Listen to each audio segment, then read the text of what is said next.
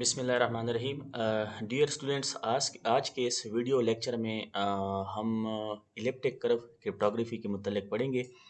अच्छा, इससे पहले जो है ना हमने अपने लेक्चर के जो दो एल्गोरिथम्स थे, सबसे पहले हमने RSA को डिस्कस किया, ठीक है। उनमें उसमें जो है ना की जनरेशन कैसी होती है वो हमने देखा।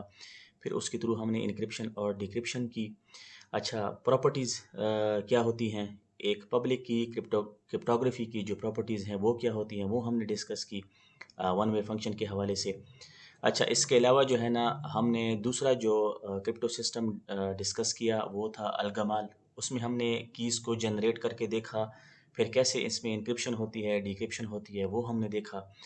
अब जो हमारा लेक्चर 13 है, इसकी आखिरी वीडियो में हम इलिप्टिक कर्व क्रिप्टोग्राफी को सबसे पहले डिस्कस करेंगे। उसके बाद जो है ना हम अपना लास्ट टॉपिक जो है हाइब्रिड इंक्रिप्शन का उसको इंशाल्लाह वाइंड अप करेंगे।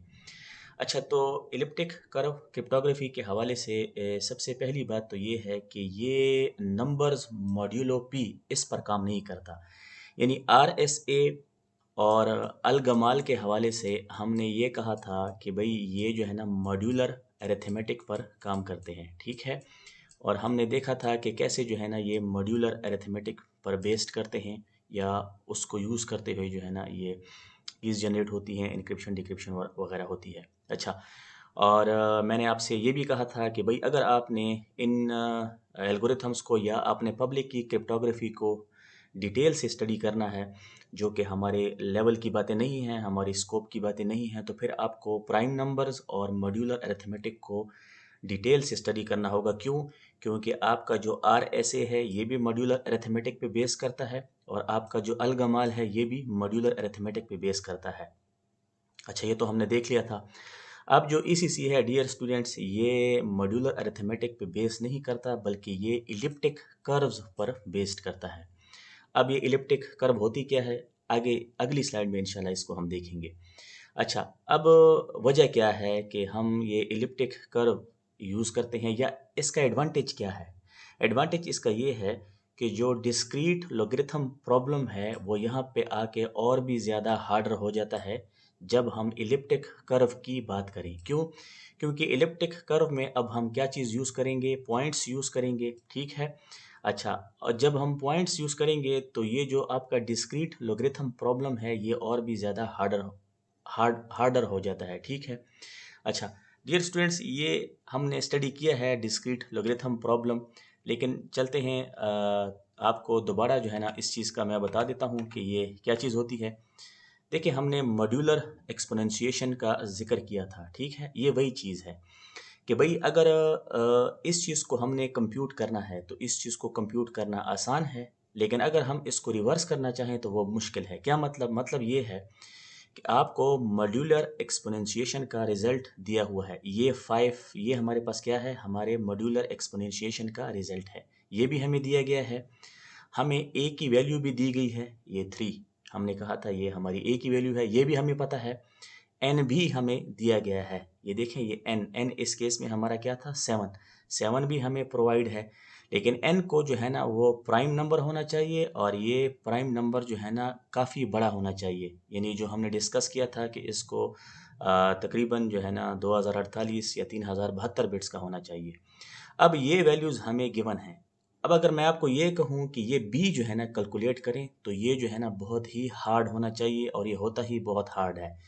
तो इस प्रॉब्लम को डियर स्टूडेंट्स, इसकी जो टर्मिनोलॉजी है इसको हम क्या कहते हैं, डिस्क्रीट लॉगरिथम प्रॉब्लम। तो ये और कुछ नहीं, हमने इधर डिस्कस किया, लेकिन हमने इसका टेक्निकल नाम जो है वो हमने डिस्कस नहीं किया था।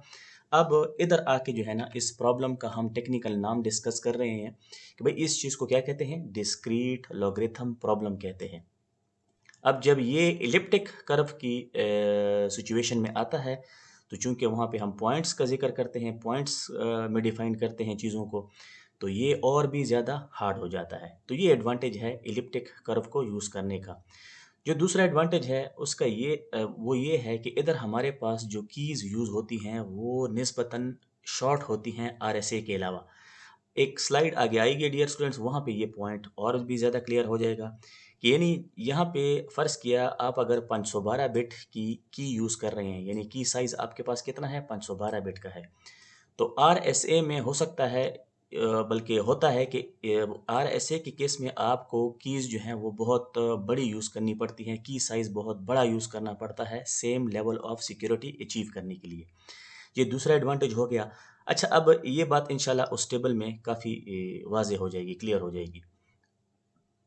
अच्छा, अब जो दूसरी बात है वो ये है कि अगर हमारे पास कीज़ जो हैं वो शॉर्टर हम यूज़ करते हैं तो उसका फ़ायदा क्या हो गया। देखिए डियर स्टूडेंट्स, की मैनेजमेंट के हवाले से मैंने सिमेट्रिक एन्क्रिप्शन में भी आपको कहा था और एसिमेट्रिक एन्क्रिप्शन में भी आपको कहा था कि ये हमारे पास एक मेजर इशू है। ठीक है, कीज़ को हमने हर लिहाज से मैनेज करना है, उनको सेव मैनेजमेंट से क्या मुराद है कि भाई अच्छे तरीके से उनको हमने सेव करना है, उनकी हिफाजत करनी है, फिर वक्त आने पे जब उनकी हमें ज़रूरत पड़े तो उनको हमने एक्टिवेट भी करना है।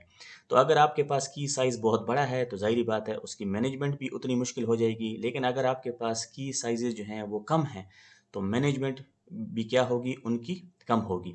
इसके अलावा इस खूबी की वजह से कि भाई की साइज़ेज़ ईसीसी में या एलिप्टिक कर्व में हमारे पास वो शॉर्टर होती हैं, काफ़ी सारी एप्लीकेशंस में इसको यूज़ किया जाता है, ख़ास तौर पर जो हमारी रिसोर्स कंस्ट्रेंड एनवायरनमेंट्स होती हैं।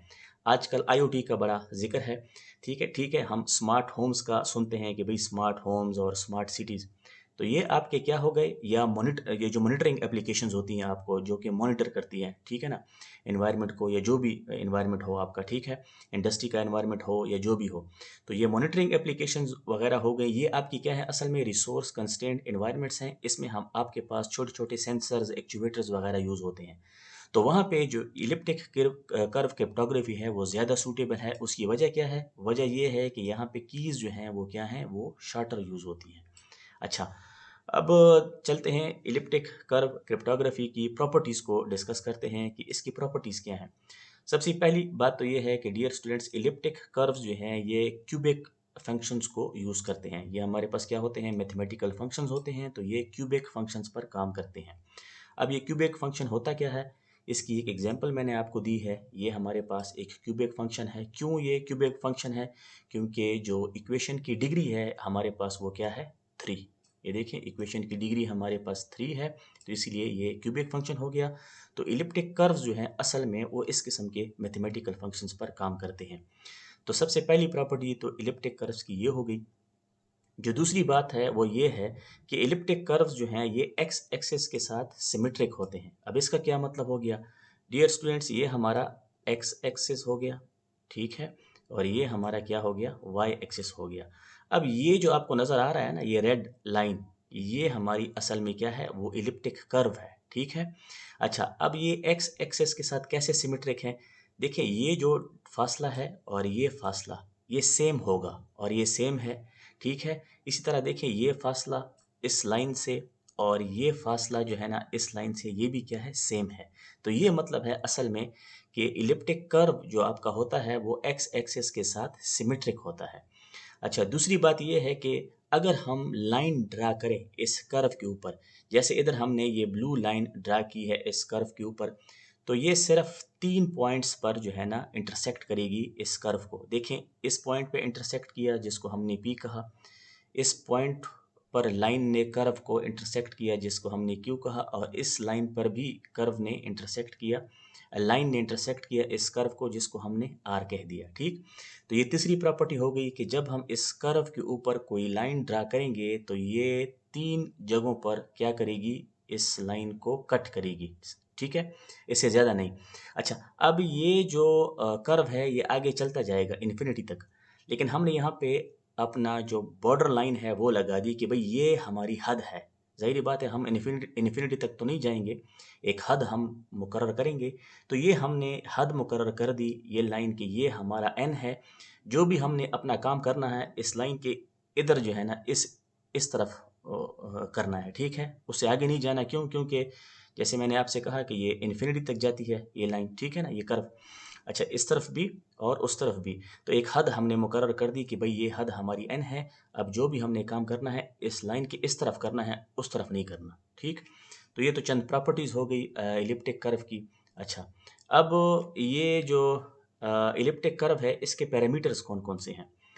सबसे पहली बात तो ये है कि हम सपोज करते हैं कि e into A comma B base P, ये हमारे पास क्या है, ये हमारे पास इलिप्टिक कर्व है, यानी ये वाली कर्व, ये जो रेड लाइन आपको नज़र आ रही है, ये कर्व जो आपको नज़र आ रहा है, ये हमारे पास क्या है, ये हमारे पास इलिप्टिक कर्व है। और हमने इसको कह दिया है कि भाई कि let say e into A comma B to the base P, ये हमारे पास ये इलिप्टिक कर्व है। अब हम सपोज करते हैं, कंसिडर करते हैं एक इक्वेशन कि k जो है ये बराबर है के पी के। अच्छा, अब ये q जो है ये बराबर है के पी के। अब ये q और p जो है ना, ये दो पॉइंट्स हमने यहाँ पे लिए हैं। देखिए, ये हमारा p पॉइंट हो गया और ये हमारा q वाला पॉइंट हो गया। तो ये पॉइंट जो है ना, दो कर्व पे जो ये दो पॉइंट्स हैं, ये हमने ले लिए हैं, ठीक है। तो हमने ये कंसिडर कर लिया है कि भाई ये जो हमारी इक्वेशन है q, ये बराबर है के पी के। अच्छा, अब यहाँ पे देखें, एक्सप्लेन किया है कि Q और P ये हमारे पास दो पॉइंट्स हैं हमारे कर्व के ऊपर, और K की वैल्यू जो है ये लेस देन P होनी चाहिए। डियर स्टूडेंट्स, इधर ये जो A और B हैं ये हमारे पास दो कांस्टेंट्स हैं, ठीक है। जबकि ये P जो है ये आपके पास प्राइम नंबर होगा, लेकिन ये प्राइम नंबर जो है ना ये लार्ज होगा। कितनी बिट्स का होगा? 3072 बिट्स का इसको होना चाहिए, जैसे कि हम पीछे डिस्कस करते चले आ रहे हैं। तो इधर जो k की वैल्यू होगी अब ये लेस होगी इस p से। अच्छा, अब इधर देखें, ये वो जो पब्लिक की क्रिप्टोग्राफी की बुनियादी प्रॉपर्टी हमने डिस्कस की थी कि भाई पब्लिक की एल्गोरिथम को one way trap door one way function होना चाहिए लाजमी, जिसको कंप्यूट करना तो आसान हो लेकिन उसको रिवर्स करना निहायत ही मुश्किल हो। तो इधर देखें, वही बात लिखी गई है कि अगर आपको k और p जो हैं ये दिए गए हैं, तो ये आसान होना चाहिए कि भाई हम Q को फाइंड करें, ठीक है ना। यानी K और P की वैल्यूज़ गिवन हैं तो Q को फाइंड करना इजी होना चाहिए। क्योंकि जो है ना, लेकिन अगर ये हो कि हम Q और P जो हैं ये हमें पता है और हमें ये कहा जाए कि भाई अब K की वैल्यू फाइंड करो, तो इसको फाइंड करना निहायत ही मुश्किल होना चाहिए। यानी ये वो trap door one way function वाली प्रॉपर्टी हो गई। क्योंकि डियर स्टूडेंट्स, हमने ये डिस्कस किया था कि अब अगर आपकी पब्लिक की क्रिप्टोग्राफी में trap door one way function नहीं, अगर इस प्रॉपर्टी को आपका एल्गोरिथम होल्ड नहीं करता, तो ये आपका पब्लिक की क्रिप्टो सिस्टम ना हुआ, ठीक है। ये आपकी पब्लिक की क्रिप्टोग्राफी ना हुई, क्योंकि ये बुनियादी प्रॉपर्टी है। तो के पी अगर हमें दिए गए हैं, हम Q को इजीली फाइंड कर सकते हैं। लेकिन अब अगर हमें Q और P दिए गए हैं और हमें ये कहा जाए कि K को फाइंड करो, तो इसको फाइंड करना निहायत ही मुश्किल होना चाहिए। तो ये क्या चीज़ हो गई? ये डिस्क्रीट लॉगरिथम प्रॉब्लम हो गया इलिप्टिक कर्व के लिए, ठीक। अच्छा, अब आगे चलते हैं। ईसीसी की जो की एक्सचेंज है या की जनरेशंस जो हैं वो कैसी होती हैं। जैसे पिछले एल्गोरिथम्स में हमने पब्लिक की को जनरेट किया, प्राइवेट कीज़ को जनरेट किया। अच्छा, और इधर अब हम जो है ना की एक्सचेंज भी देखेंगे, एक इजाफी चीज़ आपको ये सुनने को मिलेगी। अच्छा, ये हम एक अलहदा से ये चैप्टर है हमारा कीज़ को एक्सचेंज करने का, तो वहाँ पे इंशाल्लाह इसको हम डिटेल से स्टडी करेंगे। लेकिन यहाँ पे भी थोड़ा सा इसका टच देखते हैं कि ये क्या मतलब है इसका। अच्छा, अब आपको जो पैरामीटर्स चाहिए, ठीक है, एसीसी के लिए, वो कौन कौन सी हैं? सबसे पहले तो आपको कुछ ग्लोबल पैरामीटर्स चाहिए। वो ये है कि एक तो आपको आपका इलिप्टिक कर्व चाहिए, ई into A comma B to the base Q. ये हमारे पास क्या है? ये हमारा इलिप्टिक कर्व है जिसके पैरामीटर्स हैं ए बी, जिनको हमने कहा कि ये कांस्टेंट्स हैं, और क्यू इस केस में हमारा प्राइम नंबर है, लेकिन इस प्राइम को लार्ज होना चाहिए। कितनी बिट्स का? 3072 बिट्स का कम से कम होना चाहिए। अगर लार्ज नहीं होगा तो डियर स्टूडेंट्स फिर ये रिक्वायरमेंट्स को फुलफिल नहीं कर रहा। अच्छा, या इसको जो है ना इंटीजर होना चाहिए इस फॉर्म का 2 to the power m। यानी ये जो आपका जी है ये वाला, या तो ये प्राइम हो आपके पास, लार्ज प्राइम। अगर लार्ज प्राइम नहीं है तो फिर ये आपके पास इंटीजर होना चाहिए जिसकी फॉर्म जो है, जिसकी शक्ल इस तरह होनी चाहिए 2 to the power m, ठीक। अच्छा, फिर हमने एक पॉइंट जी लेना है।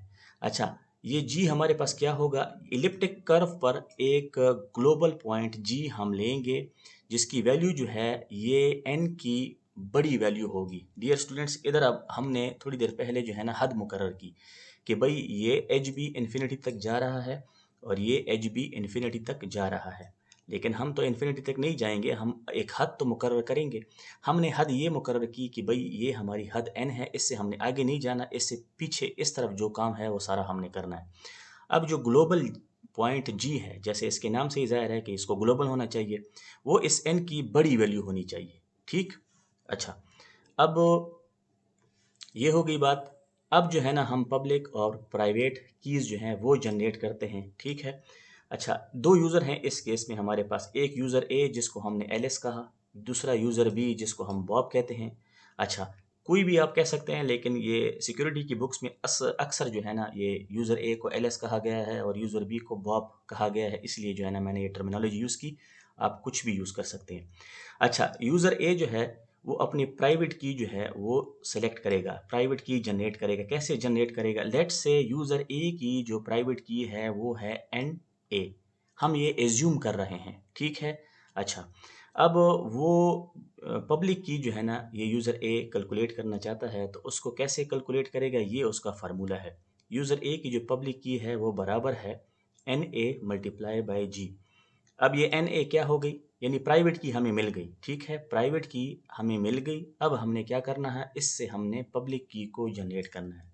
अब डियर स्टूडेंट्स, आप सोचेंगे कि प्राइवेट की कैसे हमें मिली? डियर स्टूडेंट्स, ये हमने फ़र्ज़ किया है, ये हमने एज्यूम किया है कि एन ए जो है ये प्राइवेट की है यूज़र ए की। अब यूज़र ए ने ये प्राइवेट की कैसे जनरेट की ये हमें नहीं पता, हमने इसको सपोज़ किया है, हमने एज्यूम किया है। ठीक।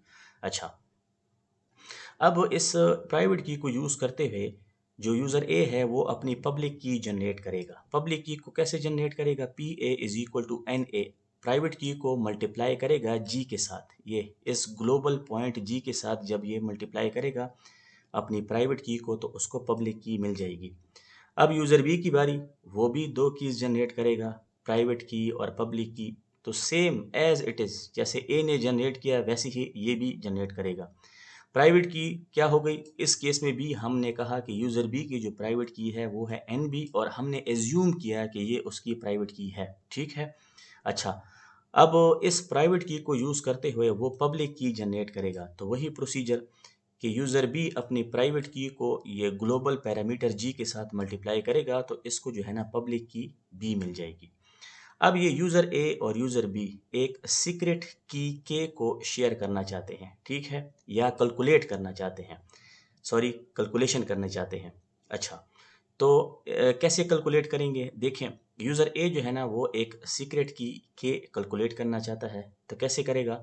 अपनी प्राइवेट की को मल्टीप्लाई करेगा बी के पब्लिक की के साथ, तो ये सीक्रेट की के जनरेट हो जाएगी।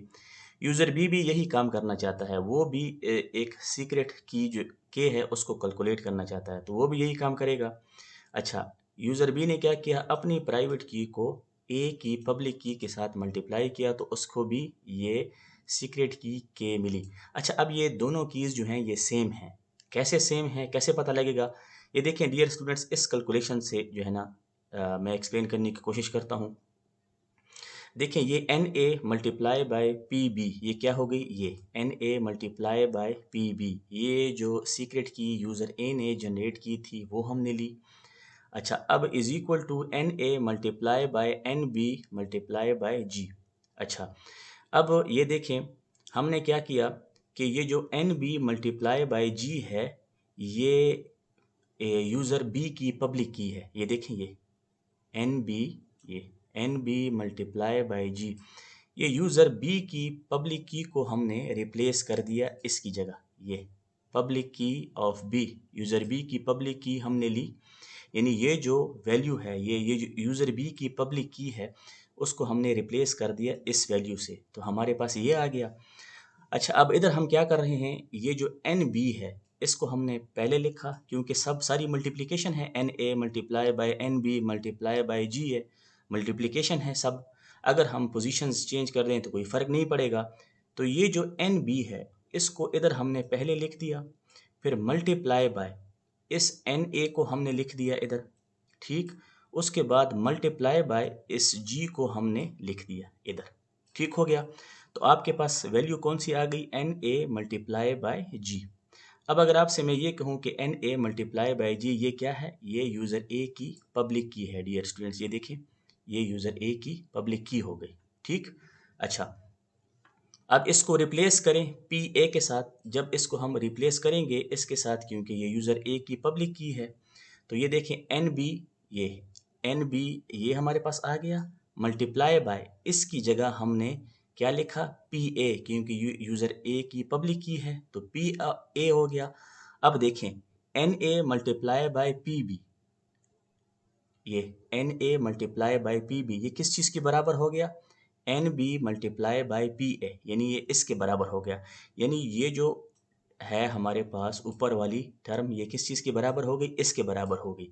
तो ये ऊपर वाली के इसके बराबर हुई कि ना, ठीक है। तो ये इस कैलकुलेशन से ये प्रूव हो गया कि ये कीज़ क्या होंगी, सेम होंगी।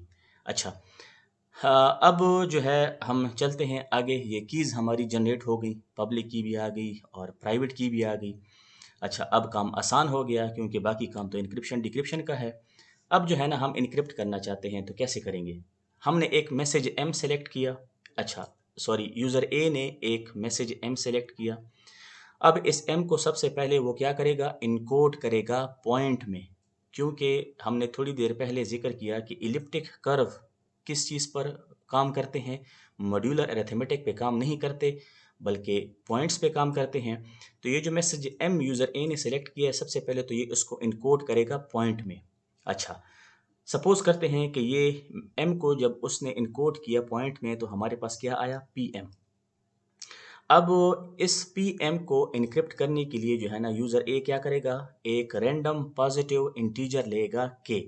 अब रैंडमनेस के हवाले से हमने काफ़ी डिटेल में बात की है तो ये वो वाली बात हो गई। अच्छा, इनक्रिप्ट करने के लिए यूज़र ए ने क्या किया कि एक रैंडम इंटीजर के सेलेक्ट किया। अब जो इनक्रिप्शन का अमल होगा तो उसके लिए जो है ना डियर स्टूडेंट्स ये जो आपको एक्सप्रेशन दी गई है इसके थ्रू होगा, यानी सी एम ये साइफर टेक्स्ट किस चीज़ के बराबर है, के जी, ये के अब जो सेलेक्ट किया गया था वो हो गई, जी जो है ये ग्लोबल पॉइंट हो गया, पी एम ये वाला पी एम जो मैसेज हो गया हमारा प्लेन टेक्स्ट जिसको हम इनक्रिप्ट करना चाहते हैं, प्लस के पी बी। अब इस केस में के ये पॉजिटिव इंटीजर आपका आ गया, लेकिन ये जो पी बी है ये आपकी आ गई यूज़र बी की पब्लिक की। क्यों, क्योंकि ज़ाहिरी बात है पब्लिक की को यूज़ करते हुए हम क्या करते हैं, मैसेजेस को इनक्रिप्ट करते हैं, जबकि डिक्रिप्शन का अमल जो है ना फिर वो प्राइवेट की को यूज़ करते हुए हम मैसेजेस को क्या करते हैं, डिक्रिप्ट करते हैं। अब यूज़र ए ने ये मैसेज सेंड करना है बी की तरफ, तो ज़ाहिरी बात है बी की पब्लिक की को वो यूज़ करेगा इसको इनक्रिप्ट करने के लिए, ठीक। अच्छा, ये हो गई बात। अब आपका साइफर टेक्स्ट जो है आपको मिल गया तो इसको सेंड कर दिया जाएगा बी की तरफ। अच्छा, इधर एक पॉइंट मैंने लिखा है कि remember we are using the term cipher point. क्यों, that's because we are dealing with ECC, elliptic curve cryptography की हम बात कर रहे हैं। तो इलिप्टिक कर्व की बात कर रहे हैं, वहाँ पे हमारे पास मॉड्यूलर अरिथमेटिक है नहीं, कहानी सारी पॉइंट्स की है, तो इसीलिए जो है ना हम इसको साइफर पॉइंट कह रहे हैं ताकि आप लोग कंफ्यूज ना हो। अच्छा, अब इधर एक स्टेटमेंट लिखी है कि यूज़र ए ने क्या किया, ये जो काम किया ना ये वाला जो काम है सारा के पी बी, ये असल में यूज़र ए ने क्या किया, मैसेज जो प्लेन टेक्स्ट था उसको उसने डिस्गाइज कर दिया, यानी मास्क कर दिया, एक मास्क उसको पहना दिया, ठीक। अच्छा, अब इसका फ़ायदा क्या है, फ़ायदा इसका ये है कि nobody but A knows the value of K, सिर्फ ए को पता है कि के की क्या वैल्यू है, बाकी किसी को नहीं पता। So even though P B is a public key. अब देखें ये तो पब्लिक की है यूज़र बी की, और पब्लिक की के मुतालिक हमने ये कहा था कि ये तो कीज़ पब्लिक होती हैं, ईमेल के थ्रू भी सेंड कर सकते हैं या किसी पब्लिक डायरेक्टरी में आप इसको सेव कर सकते हैं। तो इस तक रसाई जो है हैकर की वो तो आसान है। अच्छा, लेकिन सिर्फ इसको जानना हैकर के लिए काफ़ी नहीं है। क्यों, क्योंकि हैकर को जो है ना इस के का भी अब पता होना चाहिए कि ये के क्या है। ये के जब इस पब्लिक की के साथ मिलेगी तब जो है ना बात बनेगी, लेकिन इस के का सिर्फ जो है ना यूज़र ए को पता है, ठीक है। अब या तो ये सपोज करें कि ये पॉजिटिव इंटीजर के है, या थोड़ी देर पहले जो यहाँ पे ये सीक्रेट की यूज़र ए ने जनरेट की थी के, और यूज़र बी ने भी ये सीक्रेट की के जनरेट की थी, तो लेट से ये हमारे पास वो वाली के है, ठीक है। अच्छा, लेकिन ए क्या करेगा, ए जो है एक क्लू, एक पॉइंट जो है वो भी इंक्लूड करेगा, ठीक है ना, क्योंकि रिसीवर साइड पे अब ये तो सारा काम जो है ना हमने हैकर को उससे बचने के लिए किया है, ठीक है, क्योंकि पब्लिक कीज़ तो पब्लिक होती हैं, उस तक रसाई आसान है। लेकिन इस सीक्रेट की के को अब हमने साथ मिला दिया।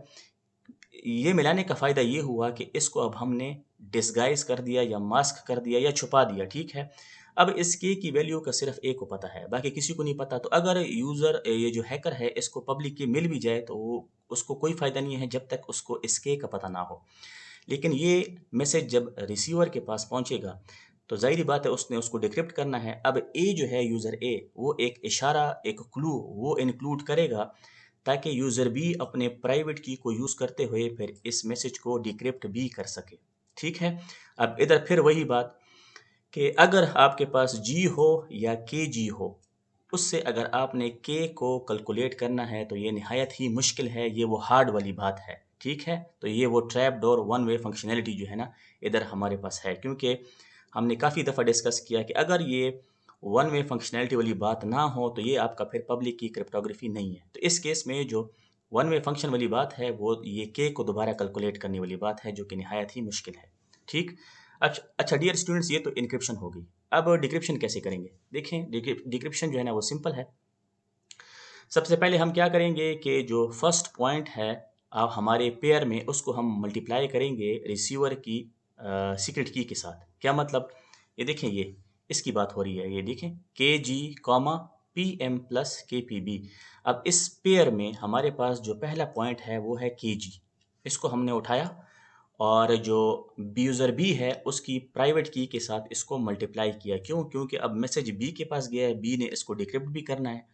तो जब वो डिक्रिप्ट करेगा तो डियर स्टूडेंट्स हमने ये कहा है कि डिक्रिप्शन का अमल जो है कैसे होता है, प्राइवेट की को यूज़ करते हुए जो है ना बी क्या करेगा, अब मैसेज को डिक्रिप्ट करेगा। तो पहला पार्ट तो ये है, फर्स्ट स्टेप तो ये है कि यूज़र बी अपने प्राइवेट की को यूज़ करते हुए उस एक्सप्रेशन में जो पहला पॉइंट है उससे मल्टीप्लाई करेगा। उसके बाद वो क्या करेगा, subtract it from the second point in pair. ये जो सेकंड पॉइंट है हमारे पास ये वाला, ये पी एम प्लस के पी बी, इससे अब इसको जो है ना रिजल्ट को मल्टीप्लाई करेगा। तो जब इससे मल्टीप्लाई करेगा तो आपके पास क्या चीज़ आ जाएगी, पी एम प्लस के पी बी माइनस के जी मल्टीप्लाई बाय एन बी।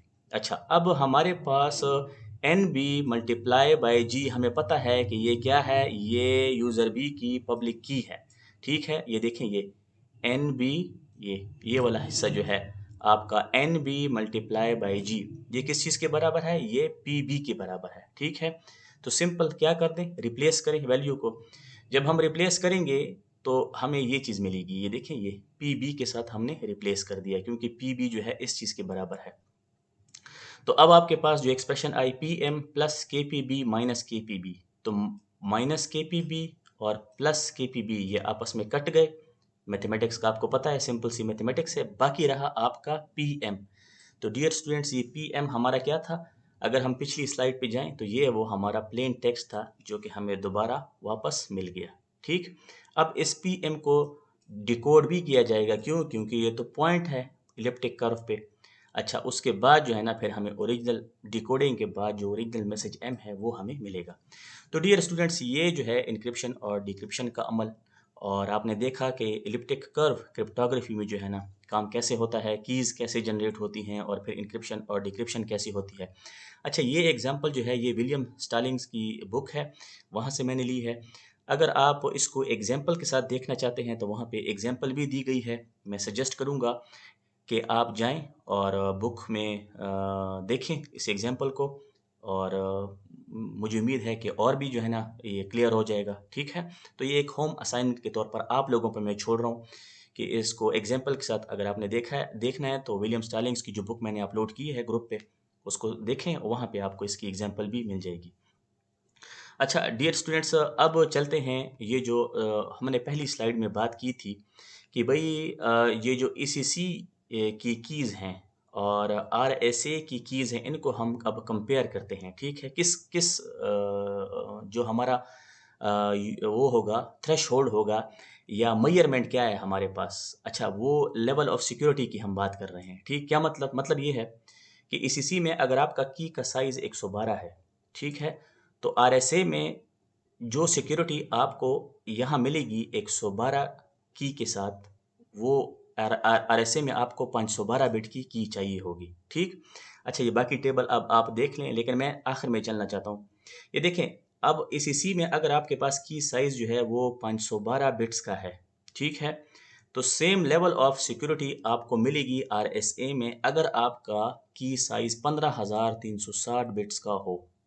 देखें डियर स्टूडेंट्स, ये बात अब काफ़ी क्लियर हो गई है कि देखिए इधर सेम लेवल ऑफ सिक्योरिटी मैं अचीव कर रहा हूँ 512 बिट की के साथ, लेकिन अगर मैं RSA यूज़ करूँ तो वही लेवल ऑफ सिक्योरिटी अगर मैं अचीव करना चाहता हूँ तो मुझे की चाहिए 15,360 बिट की। इसीलिए जो है ना ECC उन एप्लीकेशंस में जहाँ पर हमारे पास सेंसर्स या एक्चुएटर्स वगैरह यूज़ होते हैं, क्योंकि उनमें जो है एफिशिएंसी हमें चाहिए होती है, ठीक है, रिसोर्स कंस्ट्रेंट एनवायरनमेंट है, तो वहाँ पे इसको प्रेफर किया जाता है।